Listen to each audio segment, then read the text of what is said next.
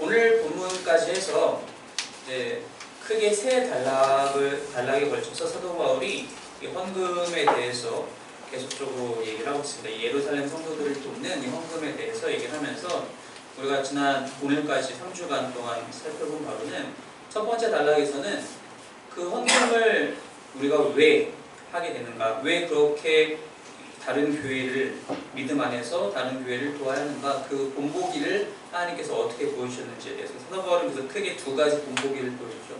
마게도냐 사람 교회 성도들이 없는 가운데서도 열심으로 함께 나누려고 했던 그 마음과, 그래도 예수님께서는 모든 것을 다 가지신 부유한 분이시지만 우리를 위하여 그 모든 것들을 버리시고 우리에게 넘겨주셔서 우리가 의로 부유하게 되도록 만드셨다는 것, 그 두 가지 본보기에 대해서 우리가 왜 헌금을 해야 되는지, 왜 그들을 도와야 하는지에 대해서 얘기를 했다면, 두 번째 단락에서는 그 헌금을 하는 과정에 있어서 우리가 어떻게 해야 하는지, 어떤 마음으로 해야 되고, 그 과정 속에서 성결함이 분명히 나타나야 된다는 데에서 얘기를 했고, 오늘 단락에서 사도 바울이 좀 더 포커스를 맞추는 부분은 무엇이냐면, 그렇게 했을 때 그 헌금의 결과로서 어떠한 현상들이 드러나게 될 것인가에 대해서 사도 바울이 이제 얘기를 하게 됩니다. 이렇게 긴 본문을 할애했다는 것은 사도 바울이 이 문제를 정말 중요하게 생각했다는 거예요. 단순히 예루살렘 교회가 너무 힘들어서, 물론 당연히 힘들긴 했어요. 왜냐면은 수년간의 기근이 쌓였거든요. 그러면 현재 예루살렘 지역에서는 어려울 수밖에 없었습니다. 하지만 그게 예루살렘이 아니었더라도 사도 바울은 동일하게 했을 거예요. 다른 지역에서 똑같이 그렇게 어려움이 있었다면 또 다른 지역을 위해서라도 분명히 했을 겁니다. 그 어려움 속에서 그들을 돕는 것이 중요하기도 하지만, 그렇게 도움으로써 우리가 왜 어떠한 결과를 만들어낼 것인가, 그것도 사도 바울은 우리가 생각해 봐야 된다라고 얘기를 한다는 거예요. 오늘 본문에서 처음에 사도 바울이 어떻게 시작하냐면은 일종의 체면에 대한 얘기를 먼저 해요. 체면. 우리가 이제 체면을 차린다 라는 표현을 많이 쓰잖아요. 체면을 구긴다 라는 표현도 쓰고요. 그런 얘기를 사도 바울이 어떻게 이제 얘기를 하고 있냐면은, 마게도냐 사람들이 이제 첫 번째 단락에서 어려운 가운데서 예루살렘을 위해서 많은 헌금을 준비했던 사람들이었잖아요. 그래서 사도 바울이 뭐라고 설명을 하냐면은, 그 사람들이 그렇게 할 수 있었던 이유 중에 하나가 뭐였냐면, 야, 고린도 사람들은 내가 가서 했더니 정말 지금 1년째 잘하고 있어 라고 사도 바울이 가서 자랑을 했던 거예요. 그때 그 얘기를 듣고 마게도냐 사람들, 우리도 잘할 수 있어, 우리도 정말 그들을 돕고 싶어 라고 해서 그렇게 도왔다라, 그렇게 많이 헌금을 준비했다는 것이죠.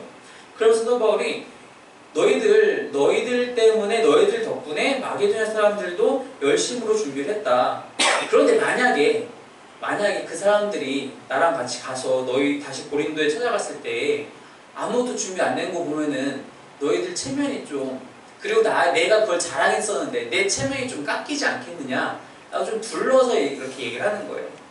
그러니까 이제 이 4절 후반부에 보면 본문 말씀에, 너희는 고사하고 우리가 이 믿던 곳에 부끄러움을 당할까 두려워하노라. 정말 두려웠다라기보다는 일종의 이렇게 좀 돌려서 얘기를 하는 거죠. 그러니까 잘 준비하자 라고 얘기를 하는 거죠.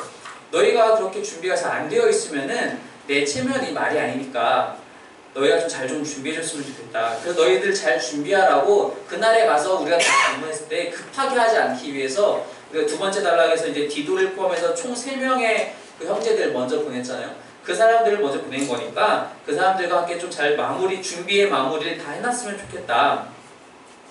근데 이 안으로 좀 더 들어가면은 바울의 체면뿐만이 아니라 고린도 사람들에게도 너희들 체면도 있지 않냐. 너희들 덕분에 마게도냐 사람들도 이렇게 열심히 준비했는데 너희들 체면도 있지 않냐. 잘 생각해봐라. 하지만 억지로 하려고 하지 말고 마음을 다해서 너희들이 마음의 결정이 되는 대로 그만큼 했으면 좋겠다 라고 다시 한번 이제 강제성을 띠지 않게끔, 하지만 너희들이 좀 더 분발했으면 좋겠다라는 그런 격려의 이야기들을 1절부터 5절까지 하게 됩니다. 그리고 나서 6절부터는 그래서 그 헌금의 결과가 어떻게 드러날 것인지에 대해서 얘기를 하는데, 사도 바울이 드는 비유가 무엇이냐면 농사에 대한 비유를 둬요. 6절 말씀에 보면은, 이것이 곧 적게 심는 자는 적게 거두고 많이 심는 자는 많이 거둔다는 말이로다. 그래서 우리는 이미 이런 이야기들에 익숙해요. 농사를 지으면은 뭐 예를 들어서 제가 그 단위는 잘 모르는데, 예를 들어서 뭐 농사를 한 마디 짓는다. 그렇게 짓는 사람이랑 열맞이게 짓는 사람은 당연히 다르겠죠. 씨를 뿌리는 차이가 있을 거니까요. 적게 심으면은 적게 거두고 많이 심으면 많이 거둔다. 근데 이 이야기를 갑자기 왜 하게 되느냐? 그들의 그 남을 돕는 이 구제의 행위, 그 긍휼의 모습들을 통해서 그들이 얻게 되는 게 있다라는 거예요. 그걸 먼저 첫 번째로 얘기를 하게 됩니다. 그래서 그것을 얘기할 때 어떤 이야기를 좀 더 갖고 와서 더 보충 설명을 하냐면 하나님이 이미 너희들 안에서 그렇게 하셨다라고 말씀을 하세요. 하나님이 어떻게 하셨느냐? 8절 말씀해 보니까 하나님이 능히 모든 은혜를 너희에게 넘치게 하시나니, 즉 하나님은 이미 우리 안에 많이 뿌리셨다라는 거예요. 많이 뿌리셨고 이미 많이 거둘 수 있게 만들어 놓으셨다는 거예요. 그게 사도 바울이 전제로 하는 거예요. 하나님은 말 그대로 당신의 그 은혜를 우리 가운데 베푸실 때에 무한하게 베푸세요. 아낄 것 없이 베푸시잖아요. 자신의 아들의 생명까지도 아낌없이 주신 분이 하나님이세요. 그러니까 이제 그렇게 하나님께서 우리에게 베푸셨기 때문에 그걸로 말미암아 우리 안에서 이제 일어나는 모든 열매들이, 결과들이 엄청나게 된다는 것이죠. 실제로 하나님께서 농부들이 어떻게 결과를 얻게 되는지 한번 볼까요? 농부들은 씨를 심어요. 씨를 심으면, 예를 들어서 10개의 씨앗을 심으면, 봄에 심으면 가을에 딱 10개를 거두나요? 그럴 리가 없어요. 여름이가 이제 보는 동화책 중에 해바라기 씨앗을 심는 동화책이 있어요. 어떤 새 한 마리가 와서 하나를 심어요. 그러면 해바라기에서 씨앗이 정말 엄청나게 남아요. 수백 개가 나와요. 우리가 해바라기 꽃을 많이 봐서 알지만 그 하나하나가 다 씨앗이잖아요. 그 검은색 하나하나 알기인가? 하나 심어서 그렇게 나와요. 하나님이 농부들이 씨를 하나를 심으면은 어떻게 거둘 수 있게 해주시냐면은, 일단 첫 번째, 다음에 심을 씨앗도 거기서 거둘 수 있게 해주세요. 그리고 그때까지 먹을 수 있는, 그 다음에 심은 씨앗이 다시 추수할 때까지 먹을 수 있는 양식도 주세요. 일용할 양식도 주세요. 그리고 여유분을 더 주신다는 거예요. 그게 하나님이 농사 지을 때 농부들에게 베푸신 은혜라는 거죠. 그게 바로 하나를 심어서 더욱더 많은 것을 거둘 수 있게 하시는 건데, 하나님이 우리 안에 이미 그렇게 하셨다는 거예요. 하나님은 이미 우리 안에 하나의 씨앗이 아니라 엄청나게 많은 은혜를 이미 베푸심으로 말미암아 더 많은 것을 거둘 수 있는 준비가 이미 다 되어 있게 하셨다는 거예요. 그러니까 너희도 역시 그것을 가지고 가서 심으라는 거예요. 하나님께서 우리에게 은혜를 베푸셨으니 그 은혜를 우리가 닮아서, 다른 사람에게 베풀 줄 알아야 한다는 것입니다. 하나님께서 우리에게 무한하고 말 그대로 셀 수 없는 은혜를 주셨기 때문에 우리 역시 베풀 때 재보거나 계산하지 말고 관대하고 풍성하게 베풀 줄 알아야 한다는 거예요. 그게 하나님이 우리 가운데 원하시는 바라는 겁니다. 우리에게 그렇게 베푸셨을 때. 그래서 이제 사도 바울이 계속 그렇게 본문에서 얘기를 하면서 8절에서 그렇게 모든 은혜를 너에게 넘치게 하시나니 이는 너희로 모든 일에 항상 모든 것이 넉넉하여 모든 착한 일을 넘치게 하게 하려 하심이라. 기록된 바 그가 흩어 가난한 자들에게 주었으니 그의 의가 영원토록 있느니라 한 것 같으니라. 사도 바울이 이 9절의 말씀을 어디서 인용을 했냐면은 시편 120편에서 인용을 해요. 근데 이게 상당히 중요한 시편이라서 한번 같이 읽어보도록 할게요. 시편 112편. 그 인용한 구절은 112편 9절인데 112편이 그렇게 길지 않기 때문에 다 같이 함께 112편 다 함께 읽어보도록 하겠습니다. 구약성경 862페이지에 있어요. 총 10절까지 있는데 112편 찾으셨으면 함께 읽도록 하겠습니다. 시작. 할렐루야. 여호와를 경외하며 그의 계명을 크게 즐거워한 자는 복이 있도다. 그의 후손이 땅에서 강성하며 정직한 자들의 후손에게 복이 있으리로다. 부와 재물이 그의 집에 있으며 그의 공의가 영구히 서 있으리로다. 정직한 자들에게는 흑암 중에 빛이 일어나나니 그는 자비롭고 긍휼이 많으며 의로운 이로다. 은혜를 베풀며 구워주는 자는 잘 되나니 그 일을 정의로 행하리로다. 그는 영원히 흔들리지 아니하며 의인은 영원히 기억되리로다.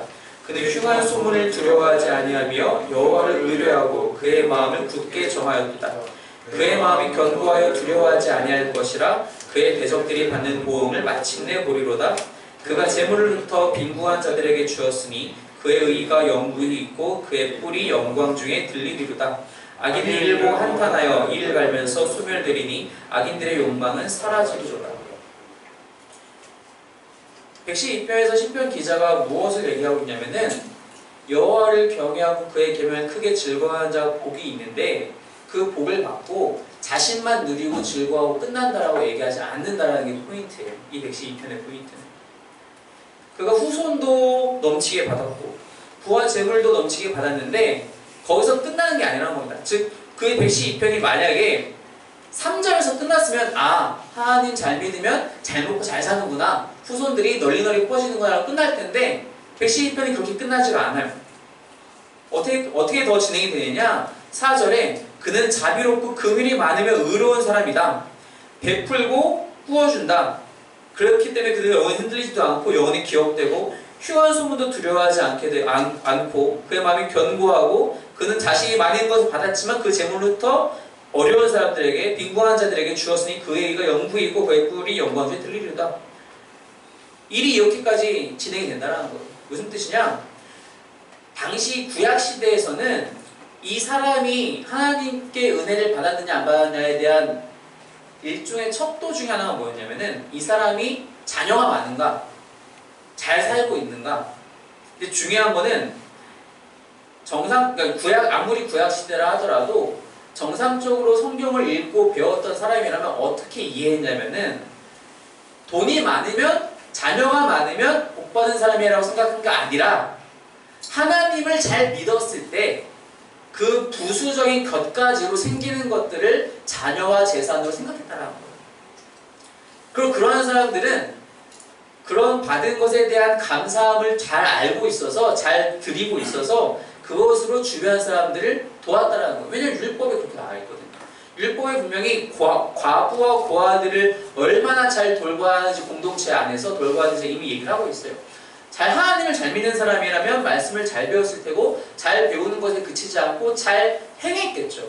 그렇기 때문에 하나님께서 복을 주신다라는 거예요.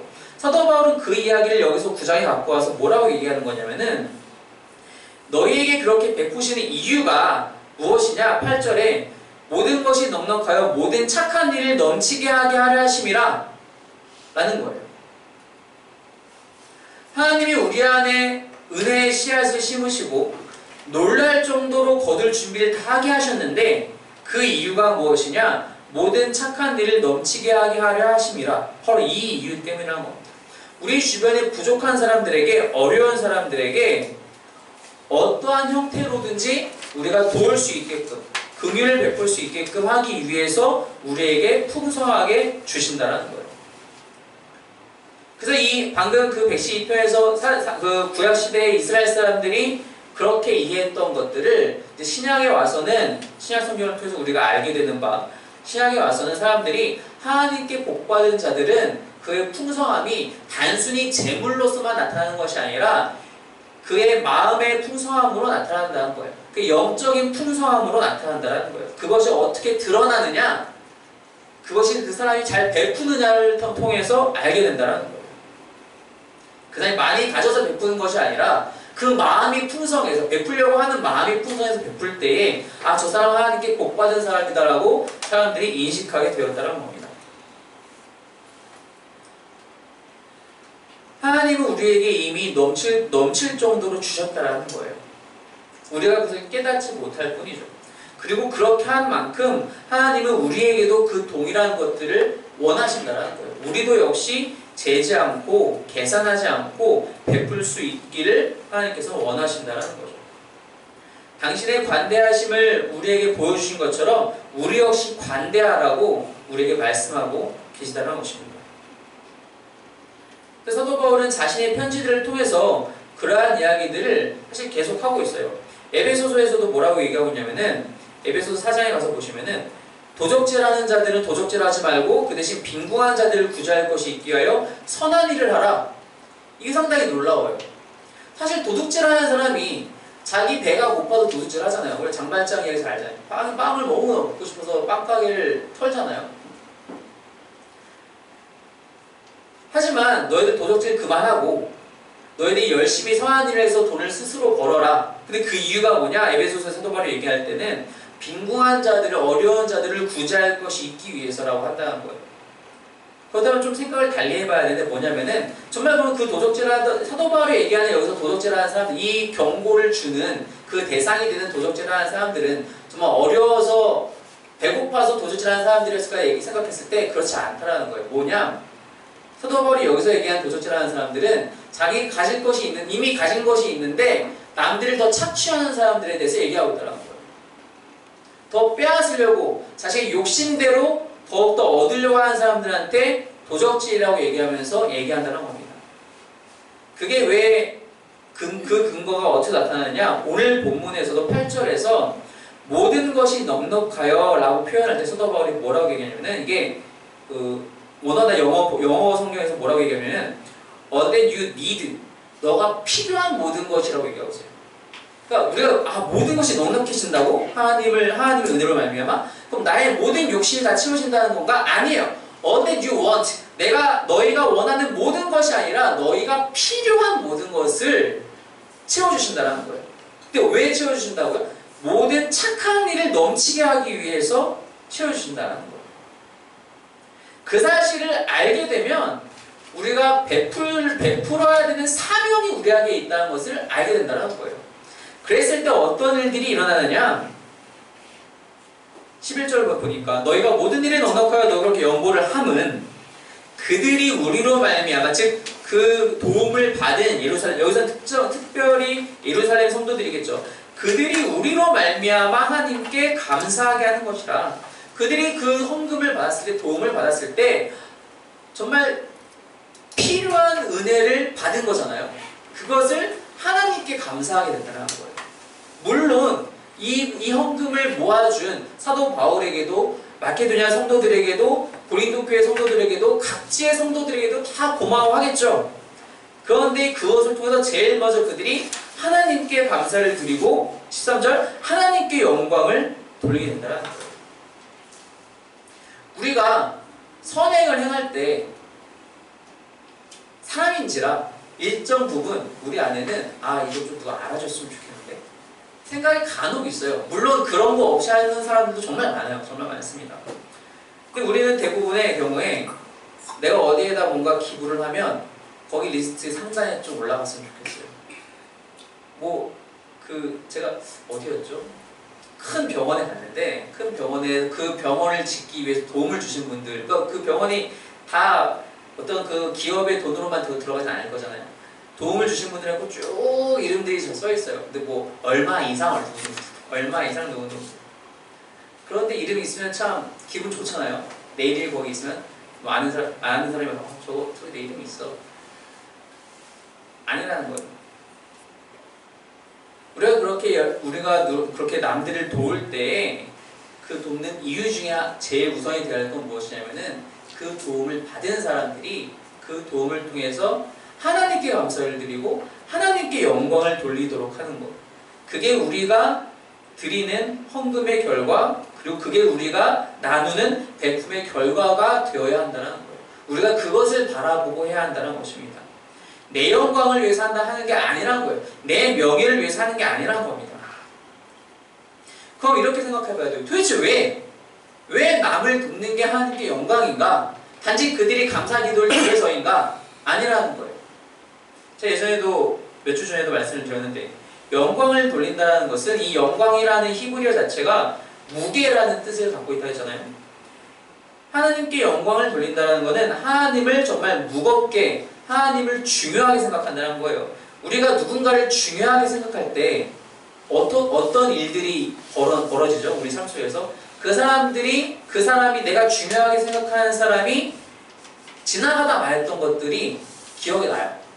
그 사람이 뭘 좋아하는지, 그 사람이 뭘 싫어하는지, 그 사람이 평소에 생각이 어떠하고 무엇을 목표로 하고 있는지가 그런 디테일한 세세한 것들이 우리 머릿속에 남고 우리 가슴속에 남아서 나중에 행동할 때 그게 드러나요. 나의 사랑스러운 여자친구가, 나의 가족이, 아내가 예를 들어 딸기를 좋아해? 길 가다 딸기가 보이면 그게 생각나는 거야. 오늘 한 박스 사주러 가야겠다. 하나님께 영광을 돌리고 하나님을 중요하게 생각하려면 한다는 것은 하나님의 말씀을, 하나님께서 우리에게 가르치신 바를 늘 기억하고 그대로 행동한다는 거예요. 그런데 하나님은 무엇을 말씀하시느냐? 구약에서 신약에 이르기까지 계속해서 중요하게 말씀하시는 것이 무엇이냐면은 하나님 나라를 세우는 것이고, 하나님 나라에는 차별이 없다는 거예요.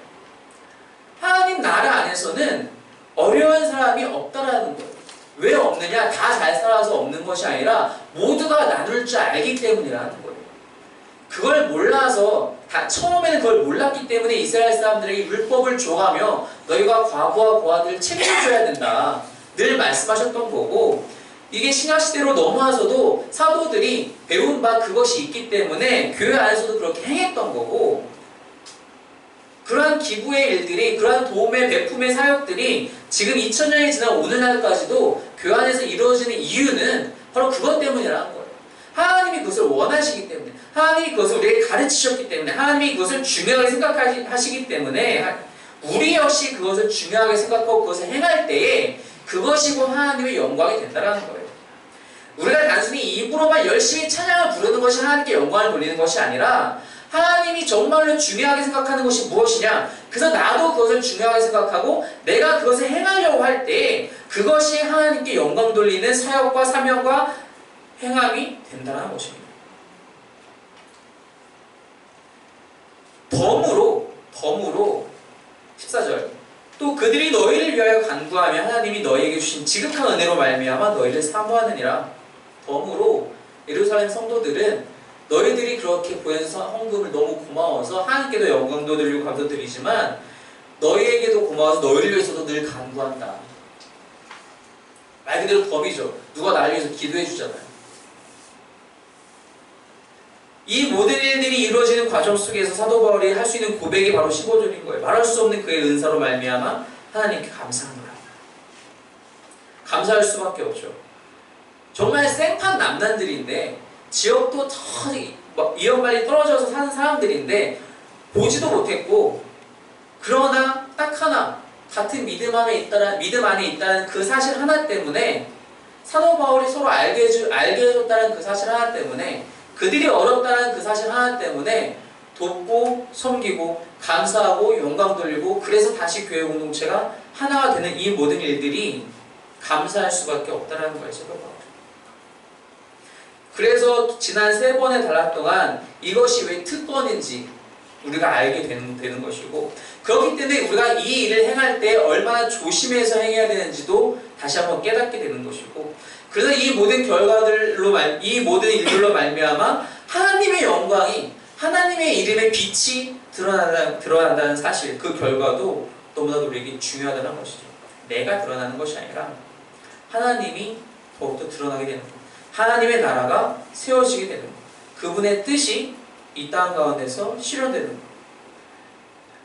단순한 헌금이, 단순한 베품이 도움이 아니라는 겁니다. 우리가 어떨 때는 습관적으로 헌금 바구니에 돈을 넣어요. 하지만 습관적으로 하는 것만 해도 얼마나 좀 감사해요. 그렇지 못한 사람도 있는데. 하지만 우리가 그렇게 할 때 다시 한번 생각해 봐야 돼요. 내가 지금 드리는 이 헌금이, 혹은 내가 남들에게 베풀어주는 도움의 손길이 어떠한 결과를 만들어낼 것인지 한번 상상해 보시라는 거예요. 얼마나 놀라운 일들이 일어날 것인지.